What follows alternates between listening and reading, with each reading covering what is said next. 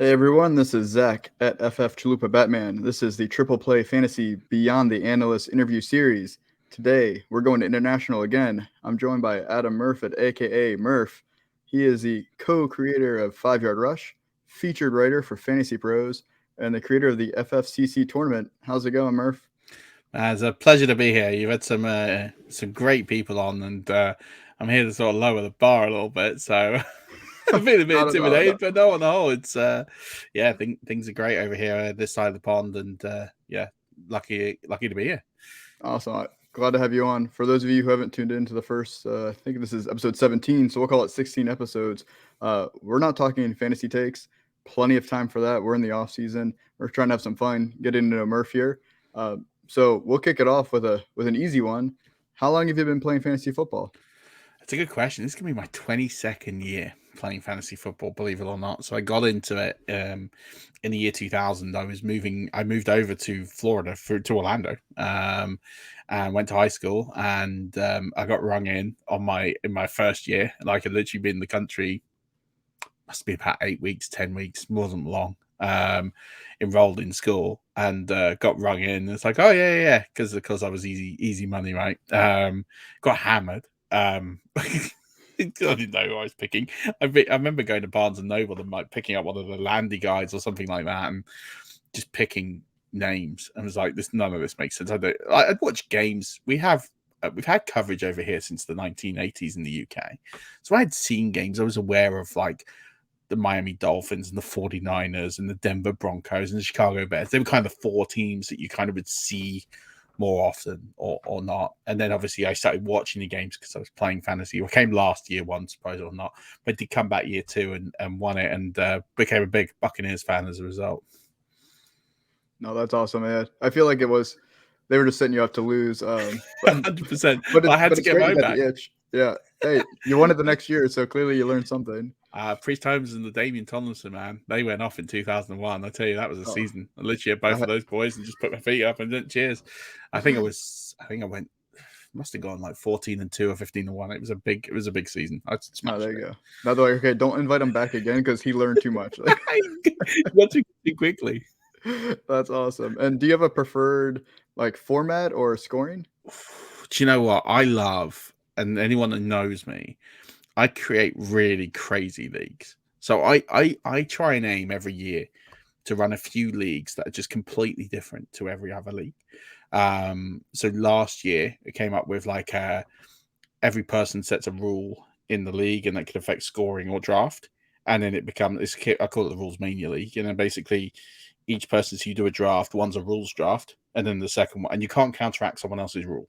So someone could bring in like 10 points per field goal, and you can't have a score like your rule counter that. Like that would be it.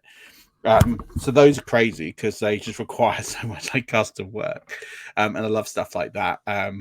But I guess my favorite, if we're going like traditional, would be like a Superflex type tight end premium because that brings all of the positions into play. So something like that where it's like a 1 point premium tight end premium with a Superflex with a inflated interceptions and pick six scores.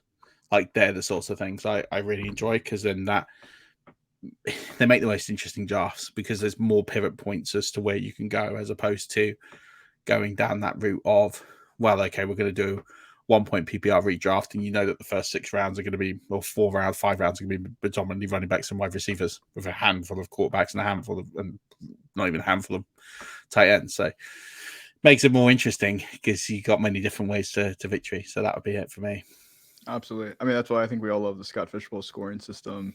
Is Yeah. because you can come up with pretty much any strategy you want, and it could work amazingly, or it could completely flame out, and you won't really know until we get into the season. And that's the point of it, right?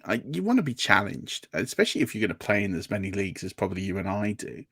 You want to have a few leagues that are just like crazy because otherwise you get into this sort of draft fatigue, right? And you get to your home leagues because they're always your last leagues to draft, and you've been drafting since June, and you're just like, well, in my case with best balls, we've been drafting since March, and you're just like, you're not even looking at the draft board. You're just kind of just on autopilot, and you're not even really thinking. You just go, and that, people will ask, how can you, as a quote unquote analyst or professional, whatever you want to say, not win your home league every year. Well, one, there's always that element of luck, but two is because by the time you've drafted, you've already done like 80 drafts, and you just don't care anymore. Like you're just on autopilot. You're just like, yeah, okay, right, yeah, done. Cheers, next one. So yeah, I think you want to do those random drafts. That's why I love to create challenging formats, challenging scoring. That you just can't get a cheat sheet for. You just have to pick a lane and stick to it.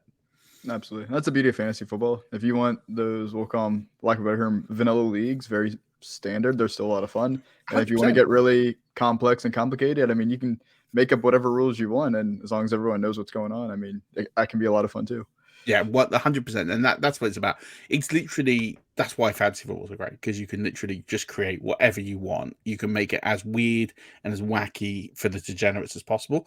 Or if you play your home league every year, you play that how you want to play it. And, there's no right answer here. It's just whatever thrill you get. Exactly. So what inspired you to become a fantasy football content creator? It's a great question. I don't really know. No, it sounds stupid, but for me, it was just about talking with my mate every week. Like that was the big thing. Like me and my buddy would talk, and we had like 20, 30 listeners, and it wasn't really about anything. And then I just thought it'd be really cool to have like some guests on. So we started inviting like Marcus Grant on, and he says yes. And I'm like, all right, this is cool. And then we just start getting people on, and I was like, okay, this is cool. And then we start thinking, well, let's write a book. All right, so we'll write a couple of books. And the playbook's coming out. This is the third one that we're writing. That's coming out in about a month's time.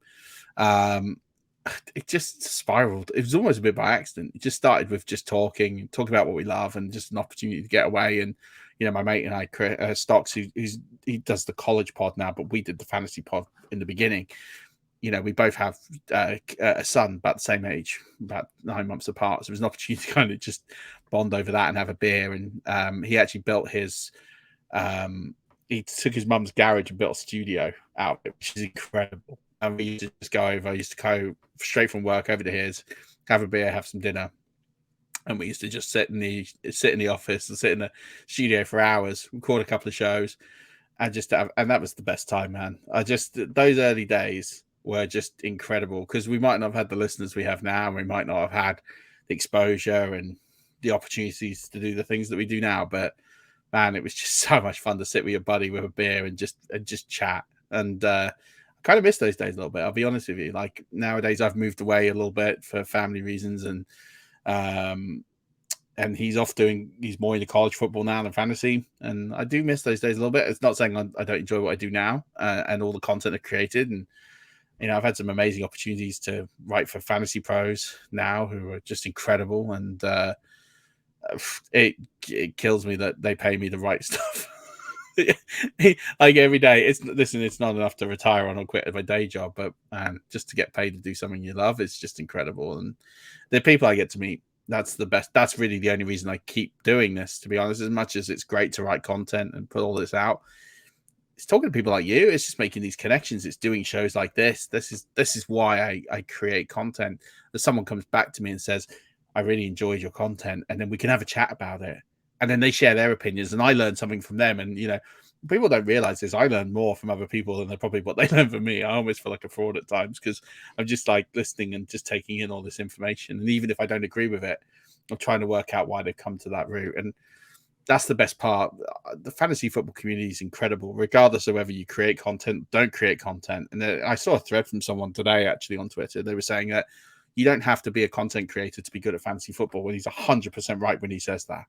Like, we create content because we just love creating content. Like, I create content. I've created thousands of pieces of content for free and never made a dime. It doesn't bother me. I do it because I love it, but I do it to meet people. That's kind of the big thing.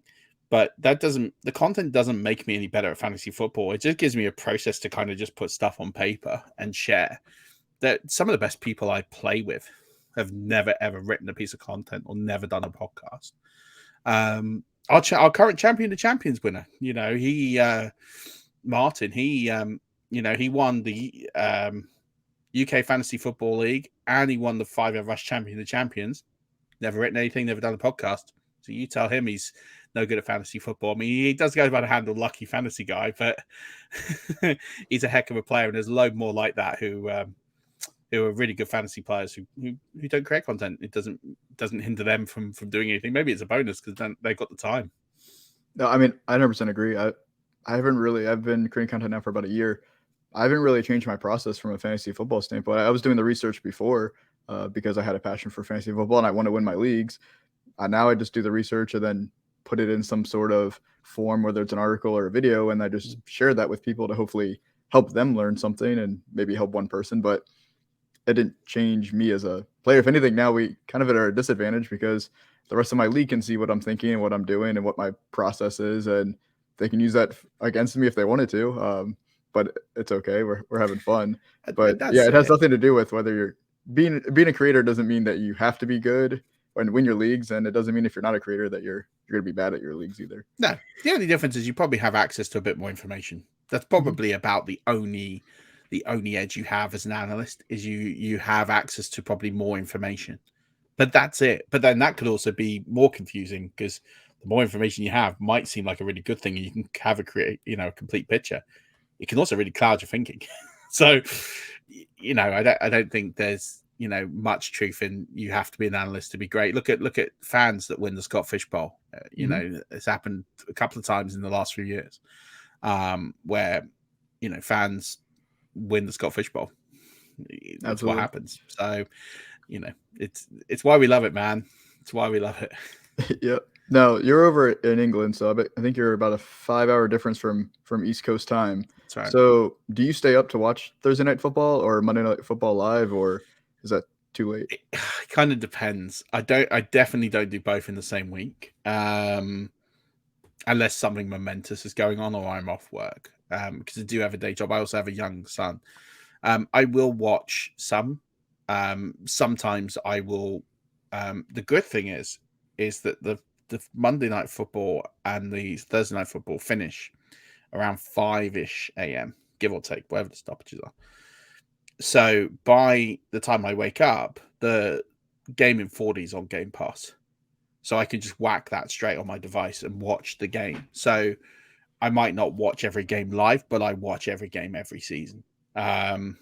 So yeah, especially if the Bucks play, absolutely, I'll stay up as much as I can. But in some instances, it's not possible. So I'll have to, if I've got a busy day at work or something's going on, the boy's not well, then, I'll Game Pass it. But I watch Red Zone religiously. So I watch Red Zone all 7 hours every week and get to bed late on a Sunday. And sometimes I'll stay up for Sunday Night Football too and watch that. But yeah, those odd games, sometimes I'll Game Pass them. And then what I do is I Game Pass Monday, Tuesday, Wednesday and watch every game. Awesome. So the time difference doesn't really create any challenge for you as a content creator since you're able to still watch all the games at some point. It's more the language aspect of it. So the language aspect is obviously we spell words differently. So that can provide some challenges. And no, to be honest, there's some advantages to it. So I've written like a waiver wire column every year, and that tends to go out around about 11 in the morning, which is like 4 in the morning your time. So the only people that are beating me to waiver wire columns are the serial degenerates like at FantasyPros, for example, who are writing them during Sunday Night Football. So there is an opportunity there for me to steal a march on everybody else. I can get a waiver wire podcast out to people and an article and column out before most American content creators have even thought about it on a Monday. So actually, I think there's some advantages. The real disadvantage is not so much from a content creator perspective, but from a live play perspective is if on a Sunday Night Football, for example, or Thursday Night Football, you get a late healthy scratch or a late scratch. So if you're not up at like midnight and you've got someone in your lineup and then they go down, or COVID, for example, that's happened a few times where COVID has not been a COVID contact or a COVID positive has not been disclosed until an hour, 90 minutes before the game. That sucks because you could go to bed thinking, well, it's Jets, I don't know, Jets Jags on Thursday Night Football. I'm not staying up for Jets Jags. It's fine. I'll Game Pass it in the morning. But you have like Elijah Mitchell when he goes down with COVID, and you're just like, all right, cheers, thanks for that. And that's my spot gone. That's my wide receiver 2 spot gone for the week. So that's the bigger challenges for fantasy football, is when they don't happen too often. They are pretty good at breaking this news, but a few times UK players in particular get stung with that. Fair enough. And then you created the FFCC tournament, which is going to its 4th year this season. Can you tell everyone a bit about it?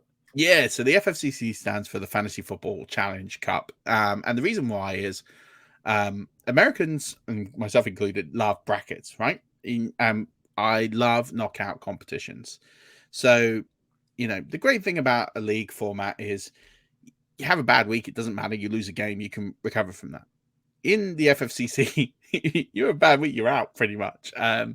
It's 256 players. And it's 8 rounds. So, and they basically work out to be 2 game weeks per round. So it's a best ball format, super flex. You end up basically taking the best lineup from week 1 with the best lineup of week 2, add the points together. You either beat your opponent or you don't. And it's very much a pros versus Joes. We've got some of the best analysts in this business. So Joe Dolan, Joe Pisapia, Pat Fitzmaurice, John Daigle, James Coe. There's so many people. I feel really bad if I'm going to forget names now. Yourself, you're in it. Oh God, there's so many great people in this tournament who humor me to come and join in. Justin Boone, Bob Lung, Brian Drake, Jim Coventry. Yeah, there's and more, loads more from all over the world. There's about 40 different countries represented, or it was last year. And what I love is that you can have just someone from like the UK or someone from the US just beat James Coe. Like James Coe had I think he had the worst week 1 of all 256 players last season. So if he's watching, I'm sorry, James, for outing you like that. But but that's the great thing about it, is because it's just a 2-week season. You got to factor in your buys. It's a lot of strategy. You can't take too many buys in the week because you're guaranteed to be eliminated at some point. Do you go with the stacking approach? And if they have a bad week, like if the Chiefs don't turn up for a week, that could be you out. So you have to think about it. So many different strategies. So Andy Singleton won it last year, expand the box score, co-owner. So he won it last year, but the year before was a guy called Vigard, who is just a random, not a random guy. I mean, I know Vigard, but he's just a really nice guy from Norway. He won it. So, a Norwegian won the tournament before Americans. And then a good friend of mine, Jack Humphrey, won it year 1. He's been playing fantasy football a lot of years and really great guy. He focuses more on DFS stuff now. So that's, the randomness of the tournament is you could have a great week and beat one of the best in the business. You can have a terrible week and be one of the best in the business and go out and survive. It's a bit like the World Series of Poker. That's kind of how I envision it. Is I don't expect the best fantasy player in the universe to win it every year. I expect arguably the luckiest / someone who's savvy and has worked out the format to do well. But it's a lot of fun. A lot of people just chat and get to know each other. And, the best thing about the fantasy football industry is the very best of this industry are so generous with their time. And anything to raise money for charity, they're well on board for. And, I've had the opportunity to draft with some amazing human beings who I'm lucky enough to consider friends. And I want to pass that experience on to others. So, I think it's really cool that you could be someone who's played fantasy football for 2 years or 1 year, as I had with some people last year, and be in a draft with a James Coe, a Joe Dolan, a Justin Boone, a Joe Pisapia.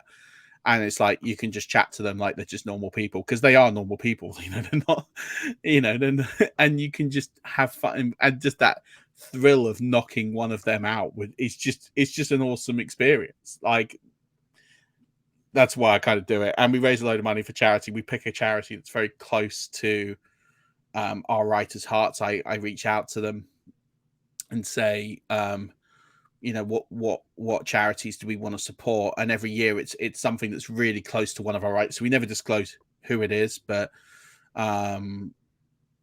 this year, one of our writers had a child fairly recently who was born with a congenital hernia situation. I'm not au fait with the science, but anyway, there's an amazing charity called CDH UK who offer a lot of support to the families with this sort of condition that happened to him, and he received a lot of support from this charity. And he said to me, "I'd really love to do something and give something back." And I said, "Absolutely, let's do that." And that's nothing against big charities. And if people have their own charity, I'm never going to say no to supporting your own charity. But we pick our charities because they're very near and dear to the people who write for us and near and dear to our hearts. So that's why we pick these charities, and we know firsthand the great work that they do. So amazing. We've raised about $1,500 already this year, and looking forward to raising about $7,000 or $8,000 hopefully this year through this and other tournaments that we'll run. Oh, that's great. Can't beat fantasy football and charity at the same time. Absolutely. And it's people like Scott Fish. Scott Fish is the inspiration to all of this, and there's so many great charities out there, and great charity leagues. I think of, we talk about the UK Fantasy Football League. Talked about the Warrior Bowl is one of the best out there. I know Greg and Foley really well, and they do an amazing job. And that's one of the best tournaments as well. That grows. I think they're going to have like 480 people this year. I don't know how they do that. Fair play to them. And lots of really good US based charity tournaments as well. So, just the work that we do, people don't realize that these people who write for fantasy football websites help contribute hundreds of thousands of dollars. It's incredibly generous. Toys for Tots generates $70,000, $80,000 a year. You tap in some of these tournaments that raise $5,000, $10,000 here and there. It's just incredible. Like, it blows your mind. And this is the sort of thing that makes me so happy and proud to be part of this community and what it does. Yeah, it's great. And I'll make sure to put a link in the show for where they can sign up for the FFCC. So people can we're doing 10 to get in.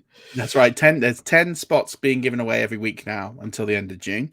So if you haven't signed up yet, there's still plenty of chance.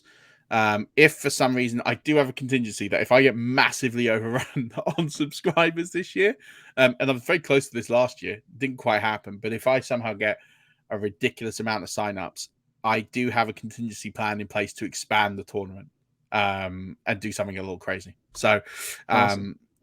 Definitely, if the word gets out and we end up getting over 500 people that want to play, I'll accommodate that. We'll make it work. Sounds good. So that was the last of my we'll call them the hard hitting questions. I have some rapid fire questions if you're game. Absolutely, I'll try and be more rapid.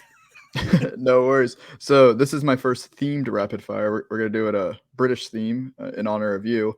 I had to have some fun with it. So like I said, add as much context as you want, or it can be a one-word answer too. Whatever you feel like is needed to answer the question. So what would be your dream NFL matchup for a game played in England, and what venue would it be at? Oh, right. Okay. So bit of context to this answer. I'm a Tampa Bay Buccaneers fan. We're playing in Munich. I bought my flights and a hotel to go. I haven't got game tickets yet, but I'll work that one out at some point when they go on sale. I bought tickets to go to Munich on the hope of it was going to be I was going regardless. It was the Buccaneers, and it's the first game in Germany. You weren't stopping me from going. But the rumor was it was going to be Bucks Chiefs, and that is the game I would want to have. This current Bucks versus this current Chiefs team. The backup option would be Bucks Bills. I think they, for me, would be the two matchups, because I absolutely love Josh Allen and I love the Buffalo Bills and I absolutely love Patrick Mahomes and the Chiefs. I just think offense, I just think it'd be an amazing game to watch either of those. I'm lucky enough to we saw two Bucks Chiefs games in 2020. We saw Bucks Bills in 2021. They would be the games for me that I would absolutely cherish and love. Venue wise, it would have to be, this pains me as an Arsenal supporter to say this, it has to be White Hart Lane. It's a purpose-built NFL stadium / soccer stadium. It's both. And what they have there from an atmosphere and an NFL stadium, it is as good as any NFL stadium I've ever been to. I've been to more than a few. it's incredible. It's just an incredible stadium, and yeah, we're very blessed and very lucky that we have it here in the UK. So that would be where I would have it. Although I know there's going to be Northerners here who will be lamenting me and saying that we should try and do it. I'd like to see a game in Scotland. I think that'd be great. And I'd love to see a game in the north of England as well. But I think because the NFL stadium is in London and White Hart Lane's terrific, that's where I'd have it. Great choices. That'd be a lot of fun. Yeah. So which of these desserts would you like to eat most? We have Eaten Mess, Fool, Spotted Dick, or Knickerbocker Glory? It's a great question. Right. The thing is, right, because of the Great British Bake Off, Americans always ask me, like, do you have these things all the time? Absolutely not. Like, the last time I had a Knickerbocker Glory, I think I must have been about 7. Eaten Mess, I think I had one at a wedding, probably about 7-8 years ago. Fool, probably haven't had that since school, and Spotted Dick, probably the same. I don't think any adult eats, and if I'm wrong, please correct me. I can't think of an adult other than like really old grandparents eat Spotted Dick. If I had to pick one to eat for the rest of my life, it would be Knickerbocker Glory. But give me like more traditional desserts. Like I'll eat any dessert, like cheesecake, cookies and cream, ice cream. Anything like that. Like I'd go for anything. But yeah, Knickerbocker Glory, because I think it's got the right sort of ratio of like ice cream and strawberry sauce and all that sort of stuff. Perfect. So you already mentioned it, but who is your favorite football club?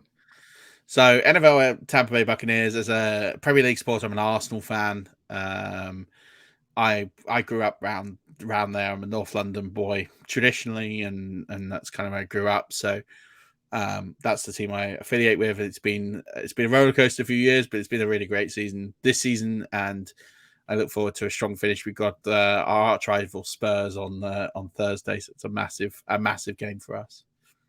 Awesome. And if you could spend a day and hang out with any athlete, dead or alive, who would it be? I can't answer this question, man. Like one, look, the stock answer, right? I'm not picking one. It's not happening. I'll give you one per a couple of sports.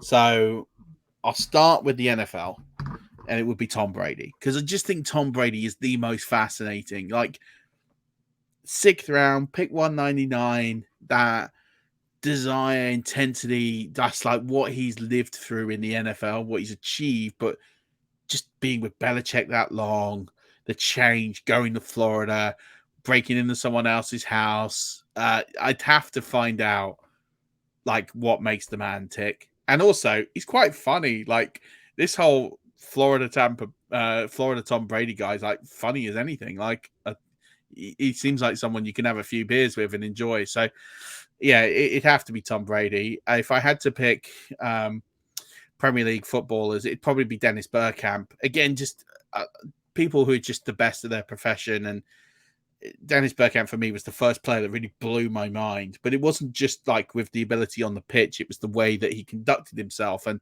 the way he came across in interviews. And I just would find him an incredibly fascinating person. Basketball, everyone would probably say Michael Jordan. I'd be more inclined to really understand like LeBron James. I want to know about the decision and literally all the changing teams, like what makes him tick and go through that. I just think it would be a phenomenal story. Although there is a part of me that'd like to go out on the beers with Shaq. That would be quite tempting, because I just think having a day with Shaq on the beers would be a cracking afternoon. Cricket would be Shane Warne. I recently passed away, but man, again, just a beer with Shane Warne would be incredible. Baseball's a tough one. Don't really have like I guess if I had to pick like a baseball player, it would probably be someone like Sammy Sosa, although I don't really agree with obviously the cheesing and the steroids, but he seemed like someone who was quite a cool guy. Or Bryce Harper would be another one. I'd be quite intrigued to see what he's like away from the sport. So there'd be a fraction of the sports stars. Oh, and also I'd really like a day with Usain Bolt. That'd be another one. I think Usain Bolt again would be a cracking day out. I think you'd have a lot of fun with him. They'd be some of the people I'd pick. That's a great list. And here's my last one for you. Which is the best show? We have The Last Kingdom, Peaky Blinders, Doctor Who, Sherlock, Ted Lasso, or The Office, the BBC version? And okay, so I've not seen The Last Kingdom, so I can't comment. Peaky Blinders was phenomenal for the first 4 seasons, and then it kind of fell off a cliff, and it kind of redeems towards the end. That would get marked down because of that. Doctor Who, controversial take. The originals from the 70s and 80s, way better than the current ones. The current ones are boring. I don't get into them. They don't entertain me. They're a triumph of style over substance, but I think they've lost a lot of what the show was about. So that would get nowhere near it for me. Sherlock's really good, but the problem with Sherlock is you get 3 episodes and then you got to wait like 4 years for the next one. Like, you forget what happens, and you don't kind of need to know, but they're all just kind of one-offs. There's not this, you don't get the character progression and the linear story that you kind of get with a great box set. So I've ruled out those, and it leads me to Ted Lasso in The Office, which I never thought. That controversial take. The American Office is better than the British Office. I think the British Office, at the time when I watched it, was one of the funniest shows I've ever watched, and I have probably laughed at it, with it, through it, hundreds of times. The problem is that the British Office, in about 10 years' time, will never be aired on television again, because some of the jokes are now, they're borderline from a cultural standpoint, and unfortunately, some of those jokes don't age well, and it's a shame. It's an absolute shame, because it's an amazing piece of writing. Ricky Gervais is an absolute genius. And you're not to know how tastes and things change 20, 30 years in advance. But it is a show that unfortunately is going to be very dated, and it's not going to be, we're going to cringe at some of the jokes. Some of the jokes now, I'm kind of like, oh God, that's really close to the line. And I know in 10 years' time, I'm going to look back at that joke and think, yeah, you can't say that now. And it's a shame, because I've worked in an office and it resonates with me. Whereas the US version is timeless. You could play that 20, 30 years from now, and it will still be aired on television, and it will still be funny. And I think that's why I'd give it to the American Office over the UK one. Ted Lasso's funny. Ted Lasso's really funny, but there's just some random episodes that really annoy me. The Christmas special was poor. Terrible show. And it gets a bit slow in season 2. Season 1 was so great. It was funny, and then like it all kind of is a bit meh. So the bottom line is, out of all these shows, I'd probably have to pick Peaky Blinders, actually, just out of the fact that the first 4 seasons was so good. It'd be that or The Office for me. But the real best show that the Brits have ever produced, that is timeless, is a classic, is Only Fools and Horses, which is a 1980s, 1990s television sitcom about 2 brothers who basically are, they're called independent traders. They run a market stall. They buy cheap knockoff goods. They sell it on. And the whole point and the premise is they're very poor, live in a council flat, and they always try and earn money for that next big score. And that next big, because their line every year is, by this time next year we'll be millionaires. And that's the whole point, is that it never turns up for them until it does. And there's an episode like 15 years in where they finally become millionaires, and you think this is amazing. And then they do a couple of spin-offs afterwards, and they lose all their money, and then they go back to the same flat they were in. It's just comedy genius. So for me, that will, as a British television show, will never get beaten. But there is some really great television being produced right now. Fair enough. I appreciate your time. Can you tell everyone where they can find all of your work? Yeah, sure. I mean, if you want to listen to a rambling on person like myself, you can find a podcast at 5 Yard Rush on all good podcast apps. So it's not just my podcast. My podcast is on there. I host a flagship on a Monday with my great colleague, Dan Hughes. But we have the Dynasty show on there, which is hosted by Dynasty Ireland, Rich and Liam. Phenomenal show that they do for all your Dynasty content. We also have our IDP show by Nate and Bren. We're going to be doing a few more shows in the season as well. Our DFS show with Nick and Mark, and hopefully I think there's 5 Yard Devi by our guy Jord. I don't know if Jord's going to be doing the pod. Maybe not, but he's putting some great content out there. Our website is 5yardrush.co.uk. Amazing content out there. We just got a load of new writers. So go and check them out and everything that they do, because they're phenomenal people and just some of the best people I've ever met in my life, and some of them I've never met, and they're great people. And so definitely find their articles, read them. Much better than the work I produce. You can find my work at FantasyPros, so I write exclusively there for now. Although I do have our 2022 fantasy football playbook that will be out on Amazon in June. I appreciate our previous copies are on there, so do take advantage of those. Find me on Twitter at Murf_NFL. Pretty good at answering DMs, so feel free to drop a DM, and happy to talk TV or sport or whatever. I like anything random. I like to cook. I like to take long walks on the beach, and I just like to live life. So, and I love meeting people. So get involved, and yeah, I think that's pretty much it. You can find me on the internet. I'm around. We have a YouTube channel. We have all these other things.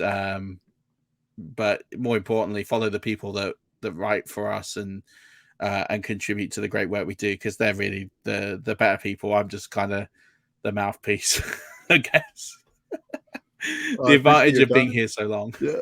No, thank you. It was great. It was great to get to know you a little bit more, hear a little more about your story. And this is Triple Play Fantasy. Make sure you guys are liking, subscribing on YouTube, download our podcast. Don't want to miss any of the great content coming out. It's not just football. We have baseball and basketball as well. It's been a lot of fun, Murf. Thanks again, guys.